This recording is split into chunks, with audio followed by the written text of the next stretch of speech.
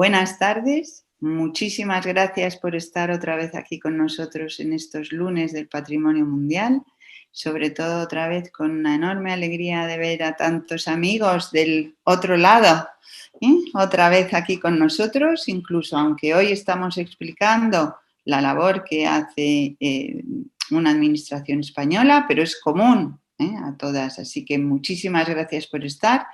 Y nada más quería decirles, porque ya paso la palabra a Maider Maraña, que la conocen porque nos hizo esa magnífica presentación el lunes pasado, y ella va a ser quien va a conducir y quien va a presentar a nuestra invitada de hoy, que ha sido todo un honor tener a las dos frente a frente, cada una desde una perspectiva. Muchas gracias, Maider. Hola, pues buenas tardes a todas y a todos. Es un placer ver que efectivamente estos webinarios que nos habíamos planteado para reflexionar conjuntamente sobre temas de patrimonio mundial, pues siguen teniendo este interés, ¿no? Lo cual nos anima a seguir adelante y, por supuesto, recordad que volverá a haber otra sesión en marzo, que hablaremos sobre ella ya más al final de nuestra sesión de hoy, porque hoy tenemos la suerte y el privilegio de contar con una persona que viene a representar la labor que hace el Ministerio de Cultura en el marco de la aplicación de la Convención de Patrimonio Mundial de la UNESCO. Hablábamos la semana pasada, bueno, hace unas semanas, que efectivamente la Convención de la UNESCO al final es multiagente, porque participan un montón de diferentes instituciones e incluso personas que le van dando forma y, por tanto, la mirada es también diferente. Hoy tenemos con nosotras a Laura de Miguel Riera. Laura es licenciada en Historia del Arte por la Universidad Autónoma de Madrid y también por la Universidad de Torino tiene un máster en World Heritage and Cultural Projects for Development, y su experiencia laboral se ha desarrollado en diferentes museos de nuestro país y desde 2006 pertenece al Ministerio de Cultura. Trabaja allí donde ha desarrollado diferentes puestos y desde 2009 desarrolla el puesto sobre el que nos va a hablar hoy más concretamente, que es dentro de la actual Subdirección General de Gestión y Coordinación de los Bienes Culturales. En esta subdirección se encuentra el área de convenciones UNESCO y, en concreto, Laura lleva muchos años ya siendo la jefa de servicio de Patrimonio Mundial. Para quienes hemos trabajado también en UNESCO, pero con las autoridades españolas, Laura era claramente nuestra referencia y es, desde luego, una de las personas que mejor conoce todos esos bienes, que son muchísimos, que están en España inscritos en la lista de Patrimonio Mundial, pero más allá de eso también conoce muy bien cuál es el rol de los estados en esa colaboración con UNESCO, ¿no? Entonces, para nosotras es un privilegio, creemos como ICOMOS España, que es un lujo que podamos tener este vínculo y esta relación con el Ministerio de Cultura y que seguro que nos enriquece a todas esta colaboración. Así que, sin más, vamos a dar paso a la presentación de Laura y, como siempre, recogeremos preguntas a través del chat que se las trasladaremos al final de su intervención. Gracias, Laura. Muy buenas tardes a todos y gracias, Maider, gracias, Mónica, por la presentación. Y bueno, creo que, que la verdad es que me voy a sonrojar después de todas estas cuestiones. Pero bueno, esta tarde lo que quiero presentaros y compartir con vosotros es, como ha comentado Maider, la labor del Ministerio de Cultura, ofreceros la visión de uno de los tantos agentes que participamos en la aplicación de la Convención de Patrimonio Mundial.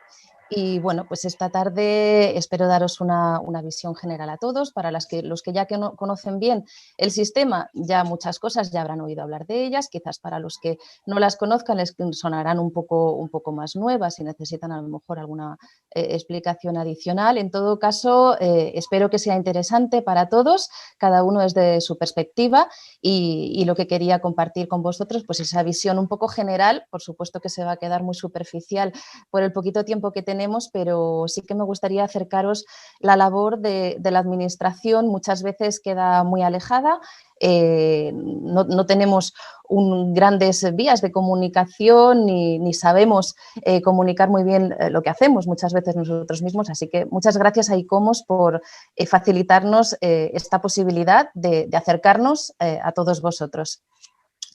Voy a compartir la presentación. Bien. ¿Se ve bien? Sí. ¿La podéis ver? De acuerdo. Muy bien, pues como ya hemos mencionado, nuestra subdirección general es una subdirección dentro de la Dirección General de Bellas Artes, dentro del Ministerio de Cultura. Somos un pequeño departamento que llevamos a cabo la aplicación de la Convención de Patrimonio Mundial. En nuestra subdirección también nos ocupamos del patrimonio inmaterial y del patrimonio subacuático, las otras dos convenciones de UNESCO, pero hoy nos vamos a centrar principalmente en el patrimonio mundial. ¿Por qué aplicamos la convención? Bueno, pues partimos de un hecho obvio, que es que España ratificó la convención en el año 82 y desde entonces estamos sujetos a todas las cuestiones que se contemplan en ella. Desde el Ministerio tenemos comunicación, somos el puente de comunicación entre los sitios declarados Patrimonio Mundial en España y la UNESCO. También a veces con el apoyo y desde luego siempre contando con la colaboración del Ministerio de Asuntos Exteriores, por ser una convención internacional, y la Delegación Permanente de España ante la UNESCO, que es nuestra embajada ante la UNESCO y también es para nosotros pues, un cauce fundamental para comunicarnos con ellos. En España, ¿qué llevamos? ¿Qué gestionamos? Tenemos 48 sitios declarados, una gran responsabilidad sobre nuestras espaldas, con un gran predominio de los bienes culturales, poquitos naturales y muy poco mixto. Es habitualmente el panorama que se repite en muchos de los países europeos.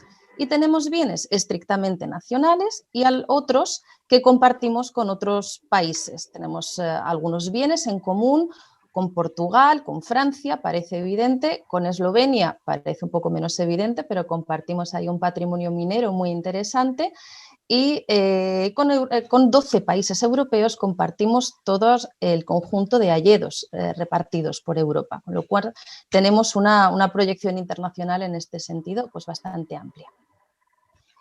Quería dividir mi presentación en dos bloques principales. Uno son los procesos directamente vinculados a la aplicación directa de la Convención y lo que está recogido en la Convención y lo que está recogido en las directrices operativas, digamos la fase más estrechamente vinculada a la Convención de Patrimonio Mundial. Y esto abarca desde la creación de la lista indicativa y la inscripción de los bienes a todos los deberes que se derivan de ello.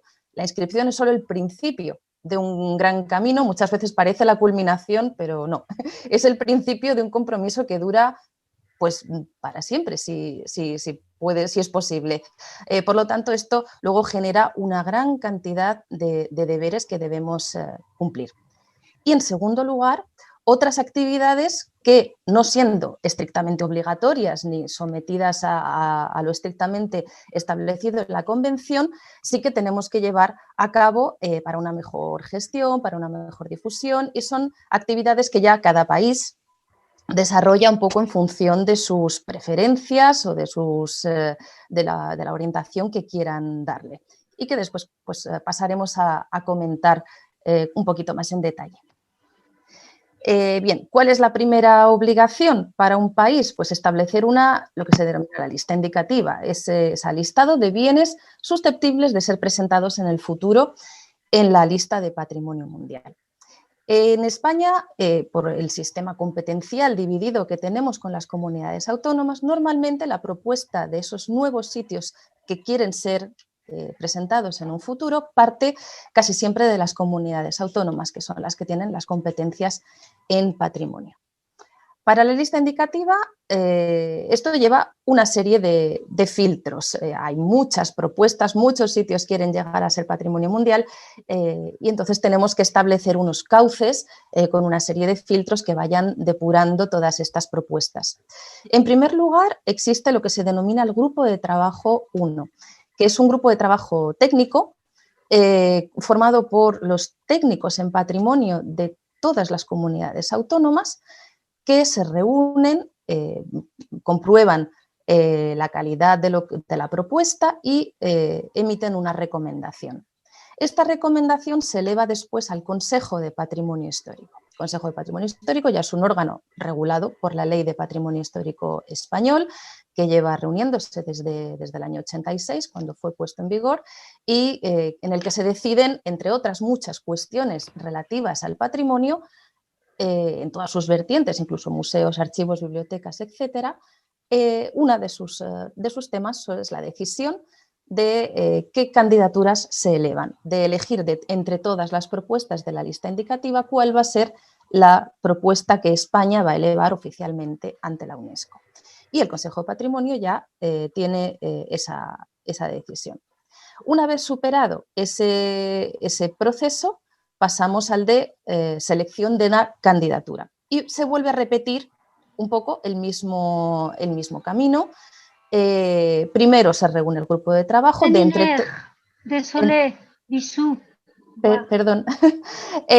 entre todas las propuestas que se reciben, que han salido de la lista indicativa, primero se elevan técnicamente al grupo de trabajo y después el Consejo de Patrimonio Histórico ya decide entre todas ellas la que se puede presentar ese año. Siempre teniendo en cuenta y sin perder de vista la estrategia global de patrimonio mundial para una lista de patrimonio mundial representativa, equilibrada y creíble, y que la propuesta elegida se ajuste a lo que hoy en día se considera que puede ser una buena candidatura para patrimonio mundial. ¿En qué más participamos? Bueno, en Ministerio también participamos, pues una vez que se ha seleccionado esa candidatura, y voy muy rápido porque todo ese proceso de elaboración de la candidatura, de hacer el expediente, de elaborarlo, el Ministerio acompaña siempre a la comunidad autónoma. La comunidad autónoma o el bien que decide presentarlo lleva el peso de preparar la candidatura, pero nosotros acompañamos en todo ese trayecto. Acompañamos también en la misión de evaluación que se realiza a continuación para verificar que esa propuesta pues, cumple los requisitos. Se coordina la propuesta del programa, de los recorridos, todo aquello que se vaya a evaluar en esa misión de evaluación, y nosotros siempre actuamos como interlocutores, intermediarios, y ejercemos esa labor de coordinación, ya sea dependiendo entre quien lo presenta y el organismo consultivo que realiza la misión, que puede ser ICOMOS o ICN, en función de si el bien es cultural o natural. También nos toca a nosotros asistir al Comité de Patrimonio Mundial, a las sesiones anuales, pero especialmente en los casos en los que tenemos una propuesta de candidatura. En este caso, bueno, la foto que podéis ver fue el último bien que inscribimos, fue Risco Caído, el paisaje de las montañas sagradas de Gran Canarias, que bueno, fue muy bien, se inscribió a la primera, y aquí podéis ver pues, una imagen de lo que es el comité, la cantidad de gente que hay decidiendo, opinando, y bueno, en este caso es la delegación española en el momento en el que celebrábamos la inscripción del bien después de un recorrido muy largo. Bueno, pues es un momento pues muy agradable para todos. Y bueno, pues en todo este proceso siempre el Ministerio tiene que formar parte de esa comisión, de la delegación que acude en representación del país ante el comité. Otra de las cuestiones también en las que trabajamos es cuando, una vez que los bienes ya están inscritos, hay una obligación de que cada 6 años estos bienes tienen que reportar ante la UNESCO sobre su estado de conservación. En principio es una labor que se lleva entre los puntos focales o la persona designada en cada ministerio y los gestores de cada sitio. Se trata de cumplimentar un cuestionario bastante complejo, bastante largo, que recoge multitud de aspectos sobre el estado de conservación del sitio, sobre su gestión, su protección jurídica, la participación ciudadana, etcétera. Muchísimos aspectos.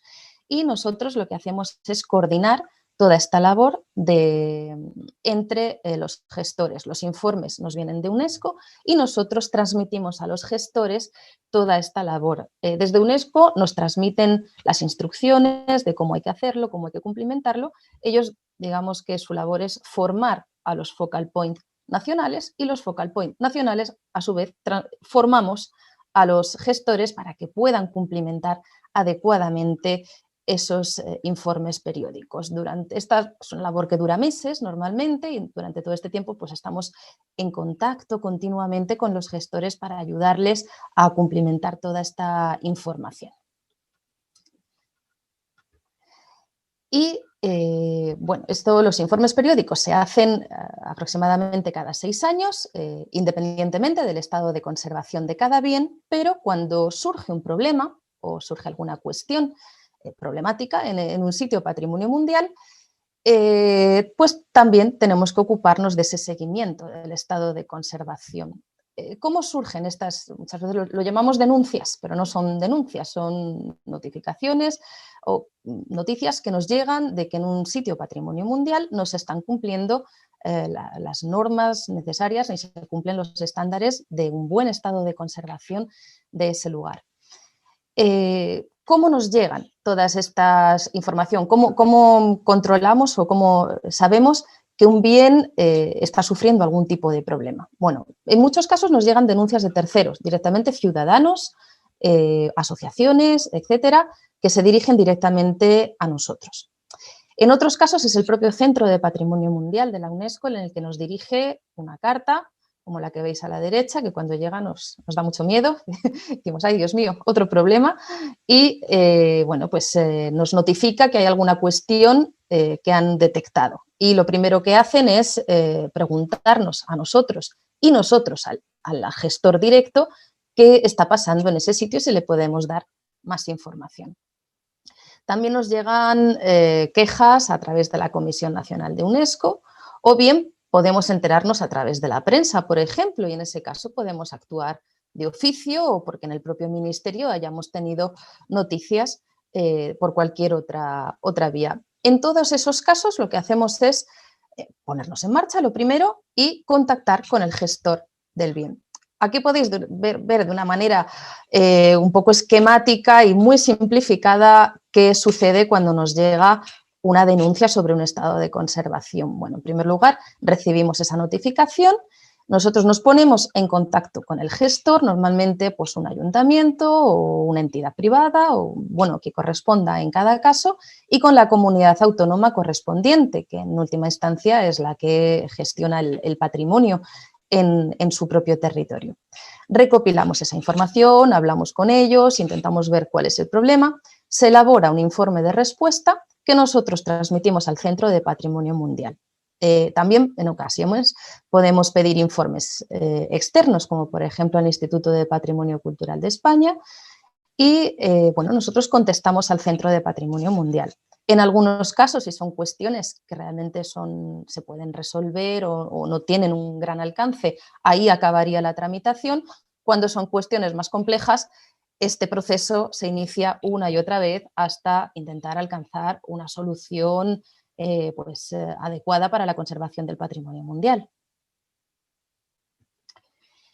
Bien, cuando estas cuestiones no funcionan o se detecta que el problema es suficientemente complicado, el Comité de Patrimonio Mundial decide que hay una misión de monitoreo reactivo. En ese caso también nosotros estamos allí, estamos en contacto con el gestor del sitio, con los organismos consultivos y con el Centro de Patrimonio Mundial. Normalmente estas misiones de monitoreo reactivo acuden tanto los organismos consultivos como en muchas ocasiones un representante del Centro de Patrimonio Mundial y entre todos elaboramos un programa para esa misión de evaluación que contemple qué se va a ver, normalmente el lugar en el que existe el problema, que haya reuniones técnicas, es decir, proporcionar de primera mano, in situ, una información para que el Centro de Patrimonio Mundial y los organismos consultivos puedan valorar de una manera más efectiva si la afección que amenaza ese patrimonio mundial, bueno, pues su alcance en definitiva.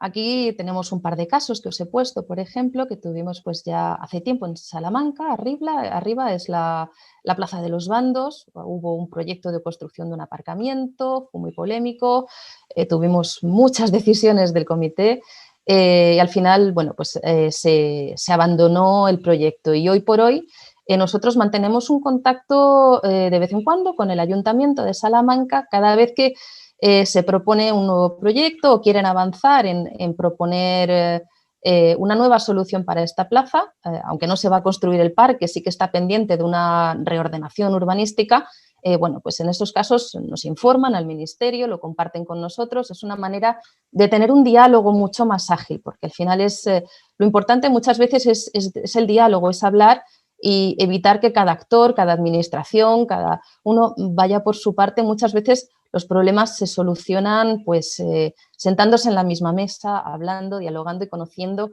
el punto de vista de cada uno. Abajo lo que tenéis es, por ejemplo, una foto de Doñana, otro bien que también al que hemos ido ya varias veces para hacer misiones de monitoreo. Es un bien muy delicado, muy frágil y bueno, que tiene una serie de amenazas que intentamos reconducir, evitar y que, bueno, pues UNESCO está bastante pendiente de ello y nosotros tenemos mucho contacto con ellos para abordar todas estas cuestiones. Y después, bueno, pues también toda la serie de cuestiones que tienen que ver con la gestión diaria, habitual del patrimonio mundial. Muchas veces son cuestiones administrativas, pero que nosotros también gestionamos. Por ejemplo, las declaraciones de valor universal excepcional, este texto que está casi esculpido en piedra y que indica el valor de cada uno de los sitios y que es obligatorio que cada uno de los sitios patrimonio mundial tenga. Es una labor que hemos estado haciendo, rehaciendo para todos aquellos bienes que aún no disponían de una. Ya nos quedan pocos, estamos a punto de acabar y bueno, nuestra labor es estar en continuo contacto con los gestores de los sitios para ir puliendo el texto y para ir llegando al texto que más nos guste. Nosotros lo transmitimos a UNESCO, UNESCO nos lo devuelve, es una continua labor de ida y vuelta. También sucede pues, con otras cuestiones que nos ocupamos, por ejemplo, en la definición de zonas de amortiguamiento. También hay sitios que no tienen aún una zona de protección alrededor, que es necesario delimitar, pues también nuestro papel es ver con ellos la mejor delimitación que se pueda hacer, debatirlo, reunirnos, en definitiva, estar siempre un poco acompañando de la mano a los sitios que saben gestionar sus bienes perfectamente, pero a veces necesitan un poco de acompañamiento para ajustarse a todos los requerimientos de UNESCO, que son muy específicos y son muy técnicos. Por lo tanto, nuestra labor es estar ahí para que todo pueda fluir un poco más. O la cuestión de los planes de gestión, también un gran capítulo que tenemos que abordar.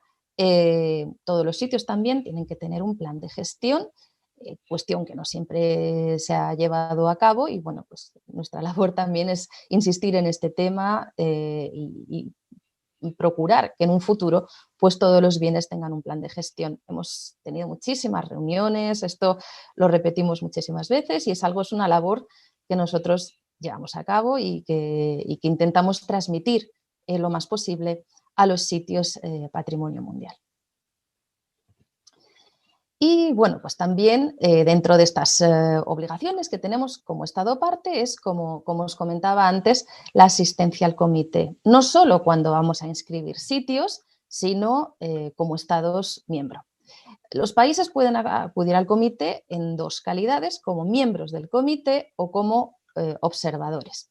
En este momento España es miembro del Comité de Patrimonio Mundial, lo fue en 3 ocasiones y este año, en 2021, acabamos nuestro tercer mandato. La labor que llevamos pues, es amplia porque se consiste en evaluar y opinar y debatir sobre todas las nuevas propuestas de candidatura anuales, bastantes estados de conservación de bienes que tienen algún tipo de problema. Por lo tanto, se trata de elaborar muchísima, o de asimilar una gran cantidad de información y al mismo tiempo dialogar con los países. Ellos muchas veces se dirigen a nosotros, intentan convencernos, te llaman para intentar convencerte de que su sitio no está tan mal, de que se modifique la decisión y bueno, esto durante el comité es continuo. Los países todo el rato están intentando tirar, claro, de los miembros del comité porque son aquellos que van a poder apoyarles o no. La labor durante esos días es frenética realmente porque se tratan una cantidad de temas increíble y es una labor previa, porque durante meses hay que estar preparando toda esa cantidad de documentación, resolviendo muchos temas ya incluso antes para que lleguen resueltos al comité. Y luego durante la sesión la cantidad de actividades es enorme, no solo los temas del orden del día, sino luego temas paralelos, también presentaciones, estudios temáticos, lo que ellos llaman side events o presentaciones de temas o de cuestiones, hay que estar presentes en todo. Es un reto ser miembros del comité, la verdad es que es un trabajo, es muy agotador, pero al mismo tiempo muy enriquecedor por la cantidad de temas, de personas, de asuntos que se pueden ver y que realmente entiendes cómo funciona toda esta mecánica en el que lo estrictamente patrimonial también tiene mucho de geopolítica y se refleja claramente. Allí los que estamos somos países, no hay técnicos, pero también hay embajadores, también hay representantes políticos y todo esto, pues bueno, se trasluce y nuestra labor pues está en intentar adoptar las mejores decisiones posibles, que no siempre es fácil. Bien, y ahora ya hablando de las cuestiones que llevamos a cabo fuera de lo estrictamente obligatorio o de lo que está recogido en la Convención, también os quería presentar brevemente algunas de las iniciativas que llevamos precisamente para mejorar esta gestión diaria. Y uno de los más importantes, una de nuestras iniciativas, son los encuentros de gestores de patrimonio mundial. Llevamos 14 años consecutivos celebrándolos y ya se han convertido en un referente para los gestores de nuestros sitios. Aquí podéis ver a muchos de ellos en la foto. Esto fue en Mallorca hace unos años. Y bueno, es el sitio en el que reunimos a todos estos gestores de patrimonio mundial que realmente sienten que forman parte de un grupo privilegiado. Son gestores de patrimonio como tantísimos gestores de patrimonio a muchos niveles y en todo el país, pero a ellos les une este hilo conductor común de pertenecer a un club selecto, como muchas veces se dice, o un club con muchas obligaciones también, como es el de patrimonio mundial. En este sentido, cada bien es completamente distinto. La variedad que tenemos es enorme. Centros históricos, bienes naturales, abrigos rupestres, yacimientos arqueológicos. La casuística realmente es muy diferente. Sin embargo, los retos a los que muchos se enfrentan y por el hecho de ser patrimonio mundial, en muchas ocasiones son muy parecidos. Y lo que intentamos es precisamente eso, reunirlos y dar respuesta o por lo menos plantear muchas de las cuestiones que dentro del mundo del patrimonio hoy nos preocupan a todos. Veis, por ejemplo, el cartel del encuentro que celebramos hace un par de años en Córdoba sobre la accesibilidad al patrimonio. Fue un encuentro que tuvo mucho éxito y en el que se abordaron muchas cuestiones relativas a la accesibilidad física, sensorial, intelectual. Abordamos esta temática desde muchos puntos de vista y bueno, para los gestores fue muy enriquecedor y muchos de ellos han podido incorporar este tipo de cuestiones en la gestión diaria. Y por supuesto, los encuentros es un lugar en los que ellos se conocen, realmente forman un grupo ya casi de amistad después de tantos años. Es importante que exista esta sensación de conocerse entre todos y de ser parte de esta comunidad en la que compartir, ¿no?, todas estas cuestiones. También de manera paralela celebramos cada 2 años los encuentros ibéricos de patrimonio mundial que hacemos junto con Portugal y bueno, también tratamos temas sobre patrimonio, pero en este caso en conjunto entre los dos países y tenemos un enfoque más abierto. La verdad es que los compañeros de Portugal hacen un trabajo espléndido y muchas veces aprendemos muchísimo de ellos y son realmente muy enriquecedores estos encuentros y también permiten afianzar estos lazos entre gestores a un lado y al otro de la frontera y con los que compartimos tantas cosas.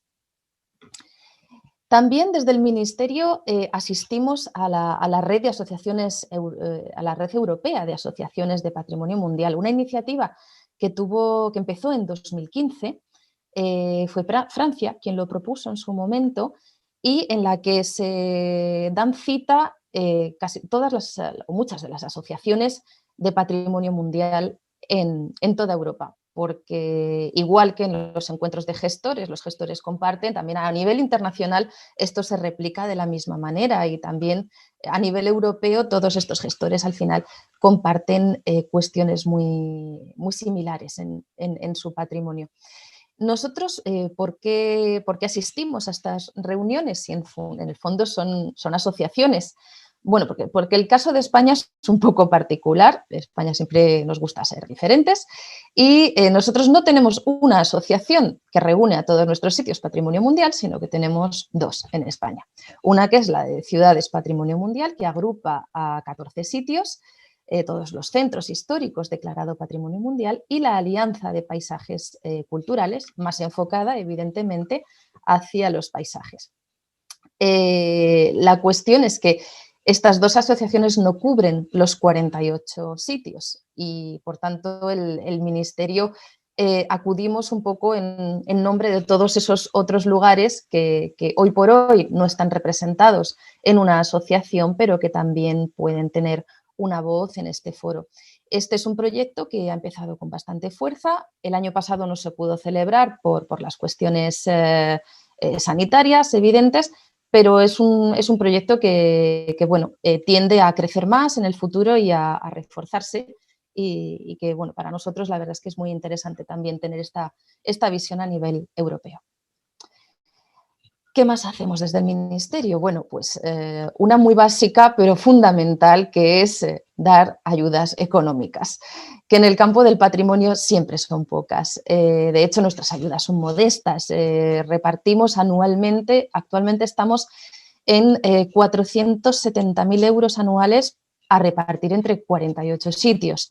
No se reparte entre todos igual, es una convocatoria de ayudas en concurrencia competitiva, es decir, solo se dan a los mejores proyectos, a los que sean mejor valorados, y así todos siempre pues nos gustaría dar mucho más, pero no tenemos más capacidad.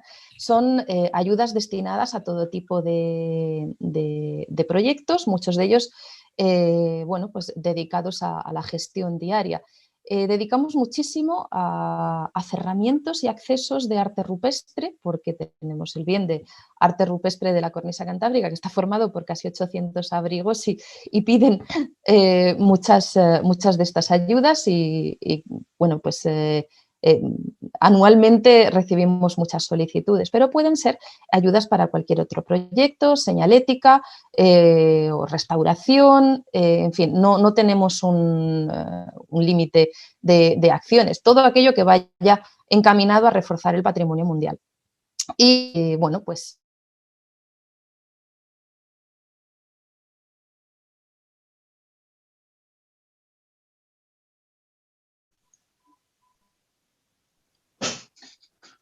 Hola, parece que hay un problema técnico. Vamos a ver si recuperamos la conexión con Laura. A intentar aligerar un poco esa carga dentro de lo que se pueda. Y bueno, también quería mencionar el programa de Patrimonio Joven que hemos llevado a cabo durante también 11 años.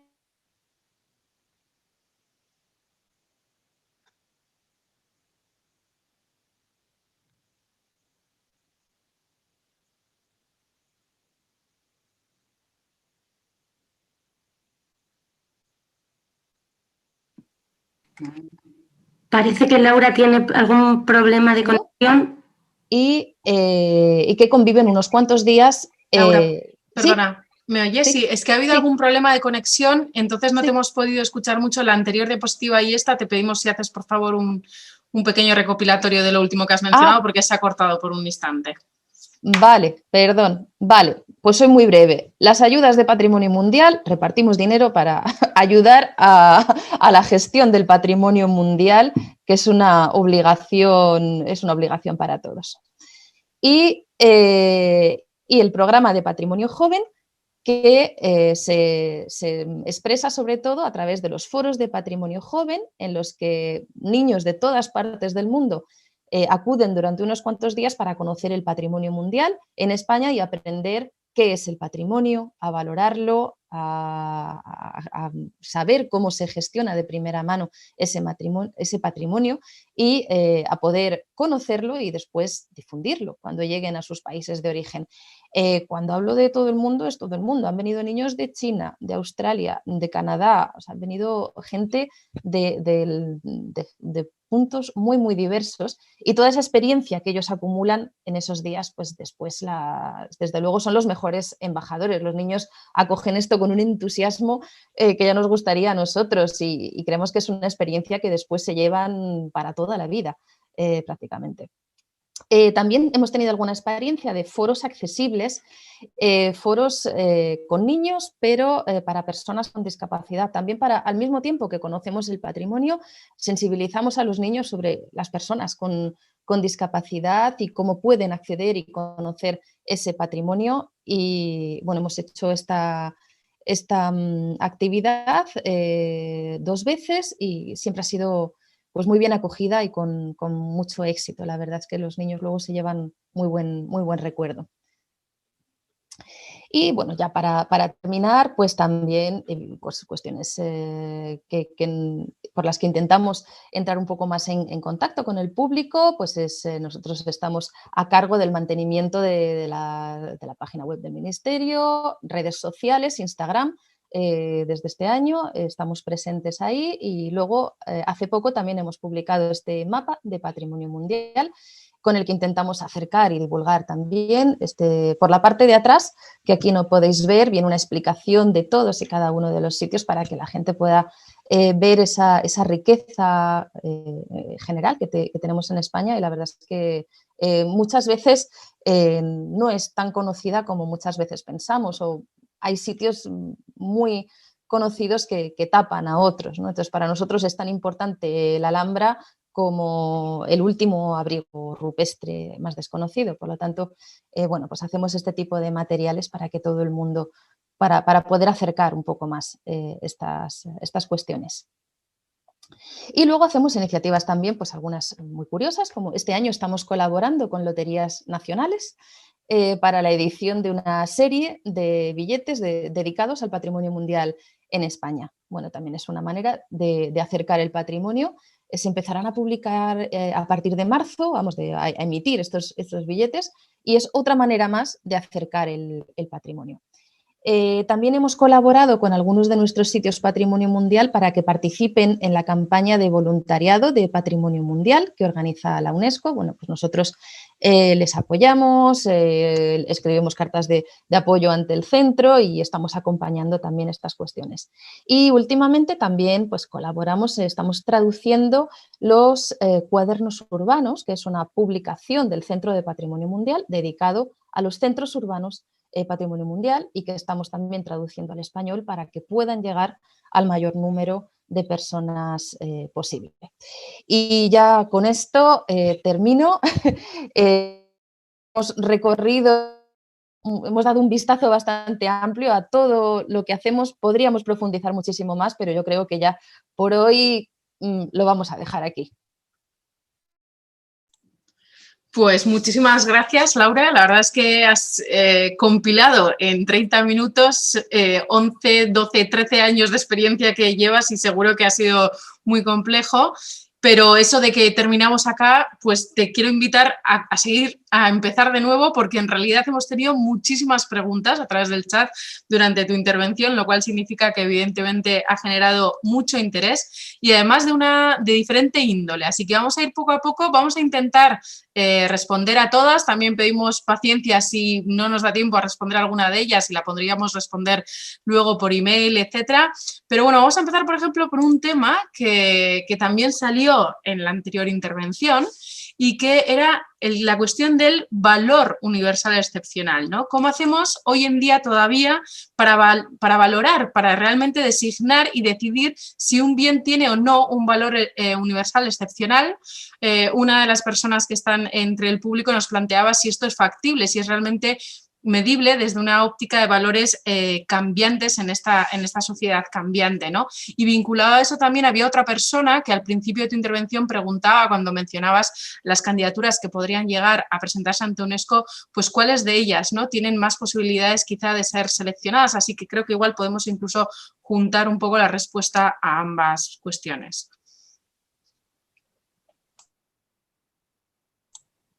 Laura.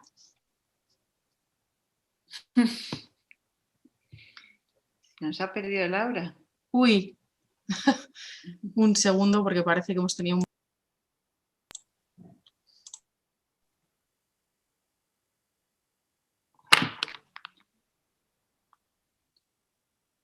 Bueno, Laura me indica que está efectivamente teniendo un problema técnico y que se está volviendo a conectar. Vamos a esperar unos segunditos. De mientras, aprovechamos para recordar que el siguiente encuentro, de hecho, va a ser sobre uno de los bienes, de esos 48 bienes inscritos en la lista de Patrimonio Mundial. Ahí veo a Laura, así que terminamos de hacer este anuncio. El próximo webinar va a ser el lunes 29 de marzo y versará sobre Tarraco. Lo volveremos a mencionar al final de la presentación. Laura, no sé si has podido oír la pregunta o retomo. ¿Tenemos ya a Laura? Yo la veo en pantalla, pero no sé si ella está pudiendo escucharnos bien.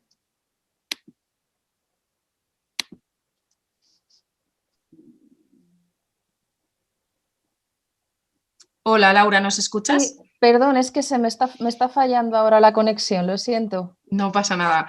No sé si habías escuchado la pregunta o si quieres que retomemos. Vale, sí, perfecto. por favor. Bueno, te comentaba que hay muchísimas preguntas que vamos a intentar responder algunas de ellas, todas las posibles, y si no, luego responderíamos a través de otros sistemas como Facebook o correo electrónico. Y bueno, una de las participantes preguntaba en torno a una cuestión que también se mencionó en la anterior sesión, que es la del valor universal excepcional, ¿no? Cómo en sociedades tan cambiantes, donde nuestros valores son también cambiantes, podemos seguir teniendo algo que parece que es medible, objetivable, y cómo es vuestra posición en torno a eso. Y también había otra persona que preguntaba al inicio, sobre todo de tu presentación, cuando mencionabas las posibles candidaturas, ¿cuáles de ellas tienen como más posibilidades, ¿no? ¿Qué tipo de candidaturas son aquellas que vosotras veis que tienen más posibilidades de tener, digamos, un desarrollo que puedan ser presentadas ante UNESCO, etcétera? Bueno, pues a ver, la cuestión del BUE es algo casi filosófico.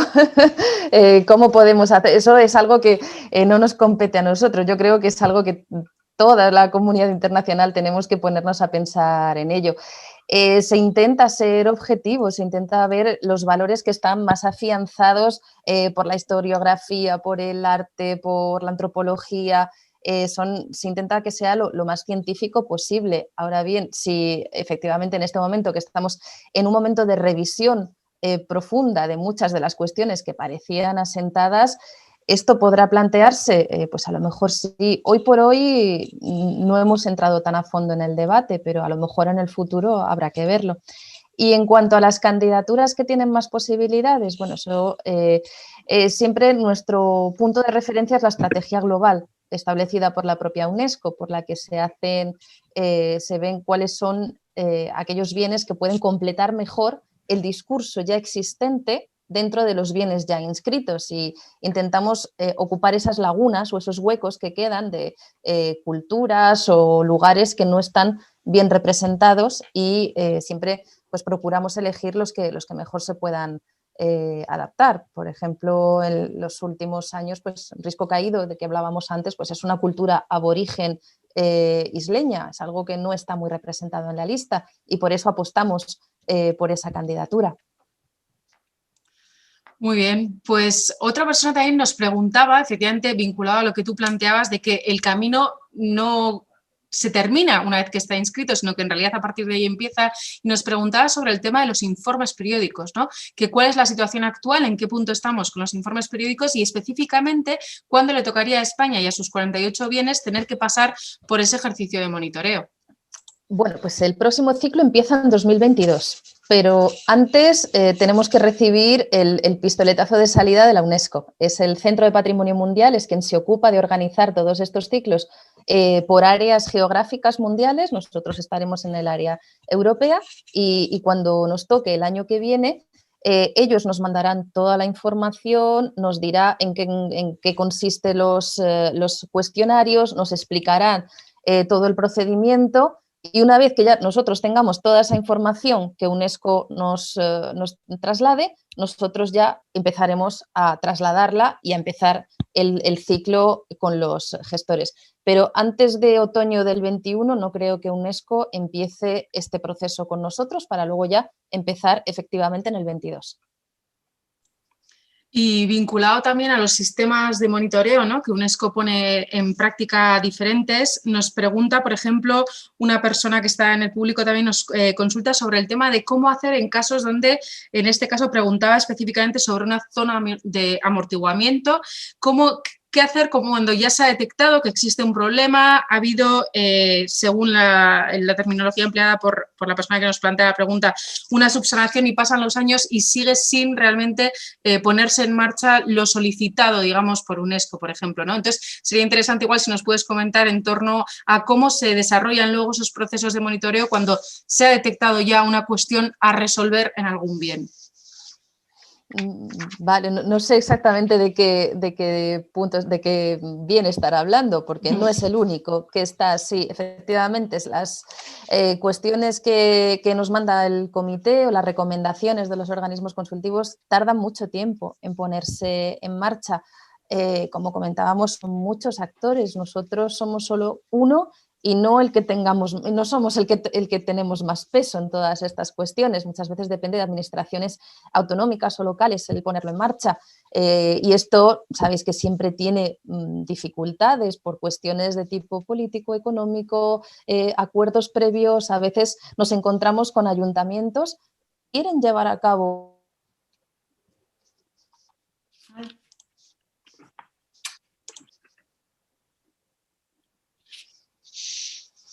Creo que se ha vuelto a cortar.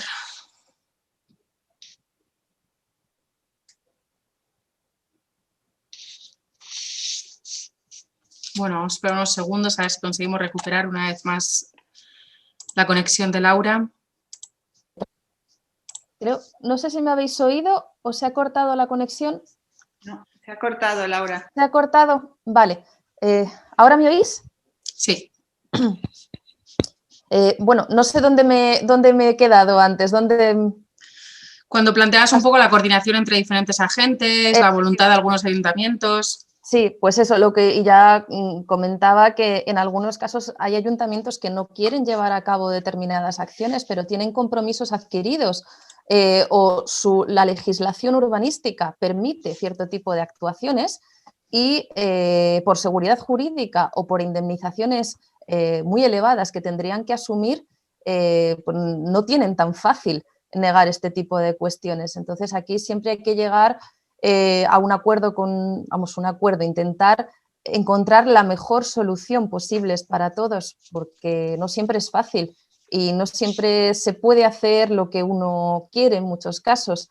Y bueno, pues esto es mucho diálogo, muchas reuniones y efectivamente, y estar ahí, aunque parezca que ha pasado mucho tiempo, que seguro que es más de lo que debería, en todos esos casos seguimos detrás, aunque no lo parezca, y seguimos recordando periódicamente cómo va ese asunto, cómo intentamos hacerlo avanzar, pero no siempre es fácil.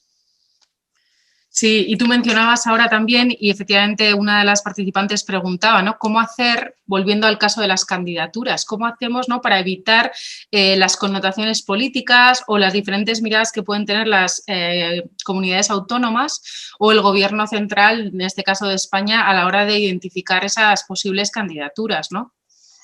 Bueno, la selección de candidaturas se hace en el Consejo de Patrimonio, en el que están representadas las 17 comunidades autónomas y el Estado.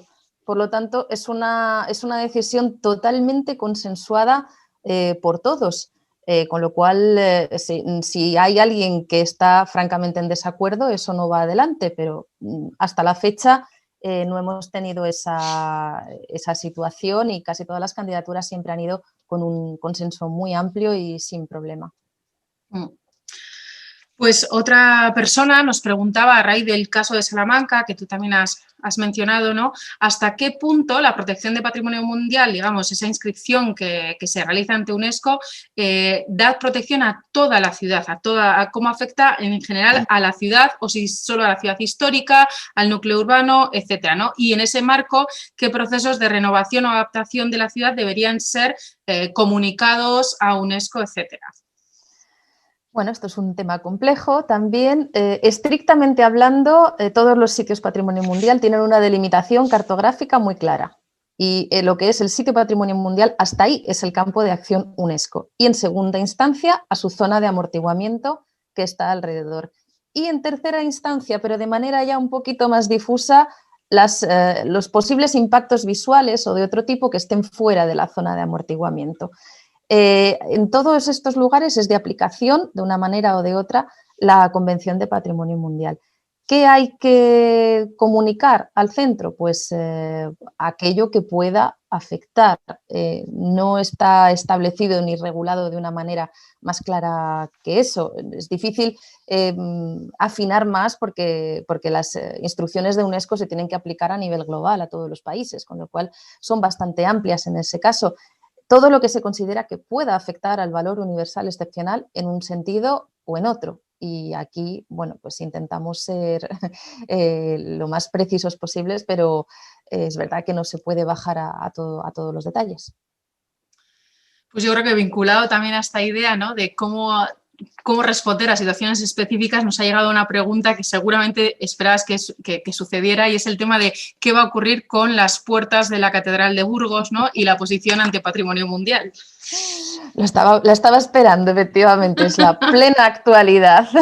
Bueno, pues como ya ha salido en prensa en todos estos días y ya se ha comentado, ICOMOS a su nivel internacional, el organismo consultivo de la UNESCO, de la Convención de Patrimonio Mundial, ha emitido un informe por el que recomienda no sustituir las puertas.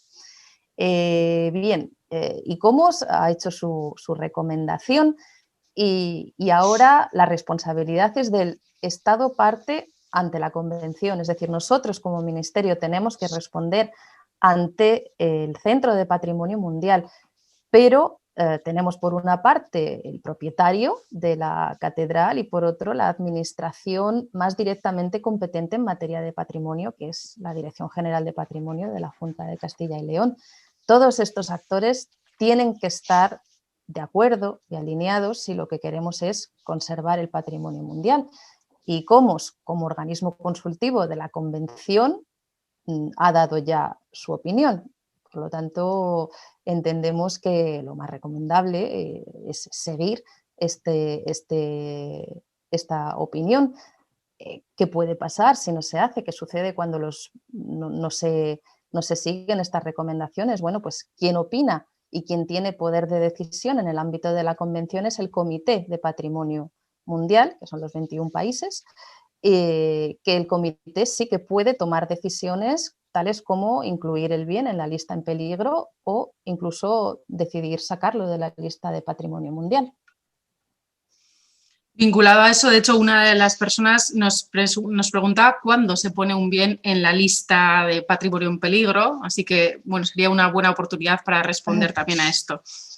Bueno, pues cuando el comité decide que es así. Antes de llegar a una decisión de este tipo, hay mucho camino que recorrer por delante. Nadie queremos llegar a una situación así. Eso es un fracaso en la gestión del patrimonio.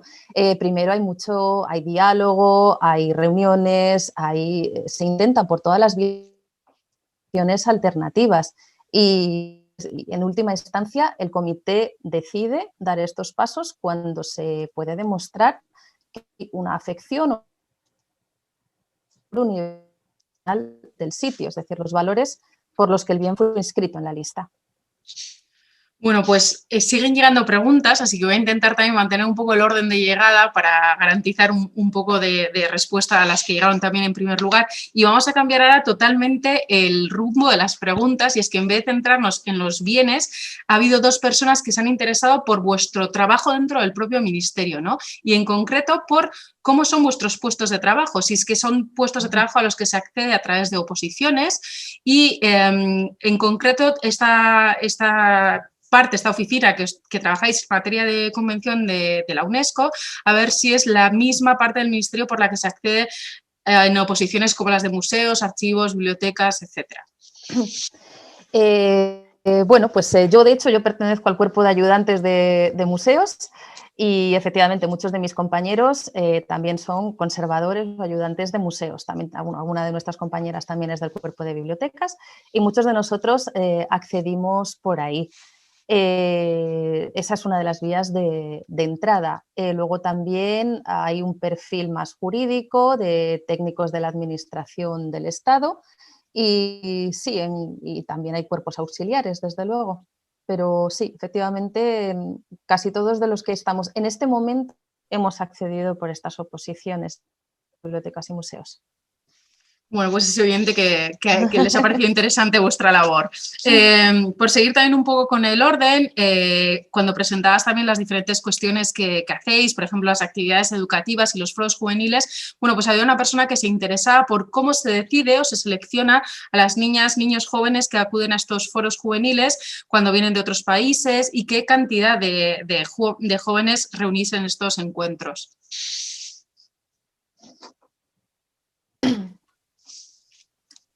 Perdona, Maider, se me ha ido la conexión, no te he oído, disculpa. Nada, cuando presentabas tus actividades educativas mencionabas los foros juveniles, entonces nos consultan cómo se seleccionan a las jóvenes y los jóvenes que participan, también a los de otros países y más o menos qué volumen, qué cantidad de jóvenes se reúnen en estos encuentros. Vale, pues para los niños a nivel nacional lo hacíamos a través de las comunidades autónomas. Para que ellas hicieran la selección, pues a veces a través de un concurso en los colegios o a través de las escuelas UNESCO, lo dejábamos un poco en sus manos, que ellos decidieran cuál era la mejor selección. Y a nivel internacional lo hacíamos a través de la Consejería de Educación, del Ministerio de Educación, que tenía contactos en el exterior y también lo hacíamos a través de las escuelas internacionales. Anualmente creo que unos 20.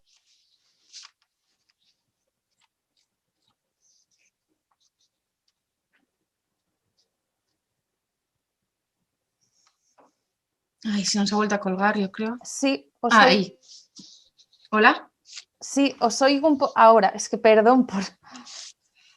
Bueno, hay días que estas cosas pasan. La técnica no acompaña hoy.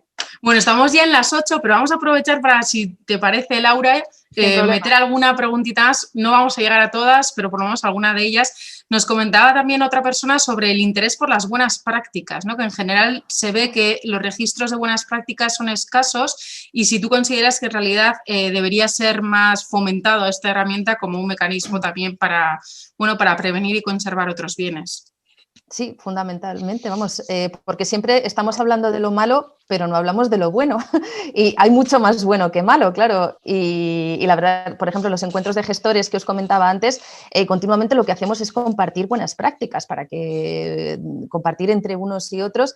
Y efectivamente habría que darle más difusión para valorar todo el trabajo que hay detrás y todo lo que se hace. Los gestores del patrimonio, los gestores los técnicos de las comunidades autónomas hacen un trabajo estupendo todos los días y que posiblemente no se visualiza mucho, pero que sí que merecería tener un poco más de visibilidad. Así que, porque de esta manera también sabemos pues, cómo la administración pública ejerce su labor y cómo se invierte el dinero público de todos y qué es lo que todo este patrimonio que desde luego no se gestiona solo. Y hablando de gestionar el patrimonio, otra persona también nos consultaba a ver si el patrimonio inmaterial se gestiona de la misma manera. Así que quizás sería una oportunidad para que cuentes un poco cómo se maneja dentro del Ministerio de Cultura la otra convención de UNESCO, la de 2003, centrada en el patrimonio inmaterial de la humanidad. Vale, pues esto lo llevan mis otros compañeros del área y bueno, se gestiona no exactamente igual. A nivel UNESCO, en función de lo que indica la Convención de 2003, que es parecida, pero no del todo igual a la de Patrimonio Mundial. Y después a nivel diario, pues evidentemente el patrimonio inmaterial sí que tiene unas características muy distintas. Hablamos de pervivencias, es cuestiones mucho más difíciles de proteger, de transmitir.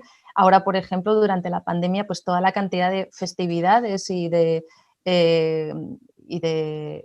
patrimonio inmaterial que ha dejado de tener sus manifestaciones anuales, desde las fallas o todo tipo de romerías, etcétera, que ha habido, ha afectado este patrimonio. Es un patrimonio que en el momento en el que no se produce, que no está vivo, desaparece.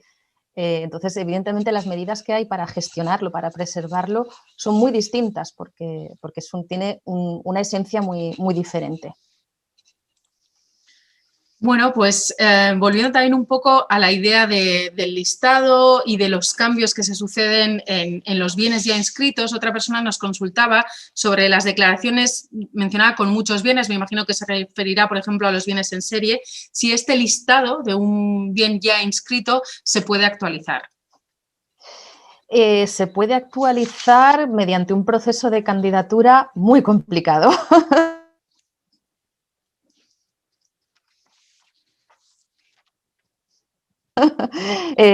Sí, es una ampliación más sencillo, pero en el caso de añadir nuevos elementos a una serie hay que justificarlo muchísimo y prácticamente es una candidatura nueva. Y otra persona nos preguntaba algo que tú has mencionado un poco de pasada, que en alguno de los webinars le vamos a dar más contenido a este tema porque también salió en la anterior sesión y que es un temazo, que es la cuestión de los planes de gestión, ¿no? Entonces, había un participante que preguntaba a ver si existe a nivel de España, a ver si desde el Ministerio de Cultura tenéis o si se recomienda unas instrucciones específicas, algunos documentos específicos para apoyar a los sitios inscritos en la lista de Patrimonio Mundial en España con esa elaboración de los planes de gestión. Bueno, para nosotros el libro, la Biblia que hay que seguir es la documentación elaborada por el Centro de Patrimonio Mundial.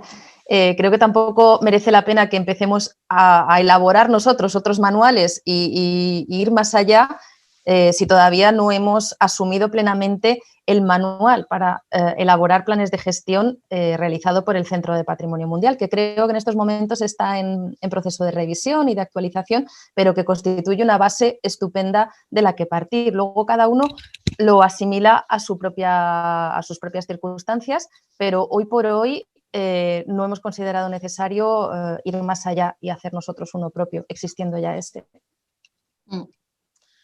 Y vinculado también a cuestiones que has mencionado antes, ¿no? Y cuál es el rol que tiene, qué competencia tiene UNESCO, preguntan también si realmente en la zona de amortiguamiento, por tanto, UNESCO tiene alguna competencia, ¿no?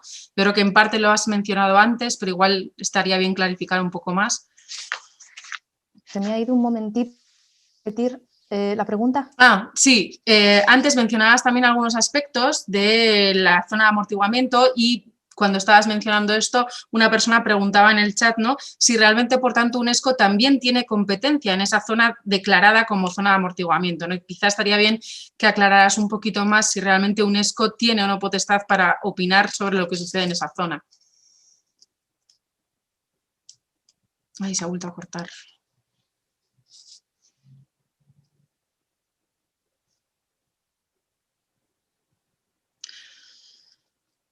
Pues me temo que hemos vuelto a perder la conexión con Laura.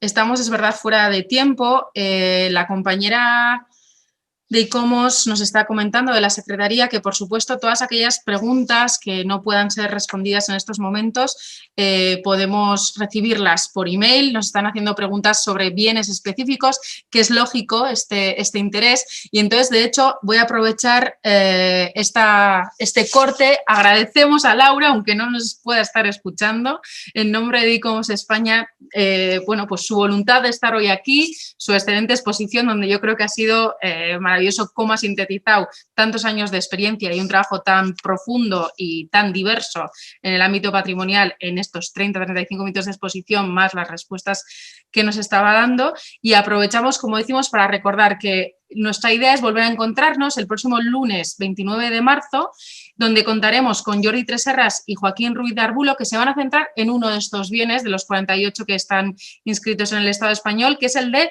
Tarraco. Hace ya 20 años que Tarraco es patrimonio mundial y querremos hablar de los retos y oportunidades, de cómo han resuelto los problemas que han ido surgiendo, porque han surgido, y cómo a su vez han ido también generando una bolsa de buenas prácticas en estas 2 décadas de trabajo, ¿no?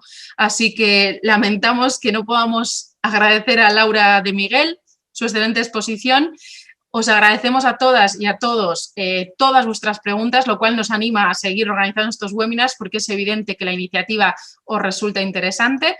Y de mientras os encontramos a todas en el email o en las redes sociales de ICOMOS España para recibir vuestras preguntas y nos vemos el 29 de marzo. Mónica, no sé si quieres cerrar. Nada, que me da muchísima pena no poder despedir a Laura. He vuelto a conectarme. ¡Ay, Laura!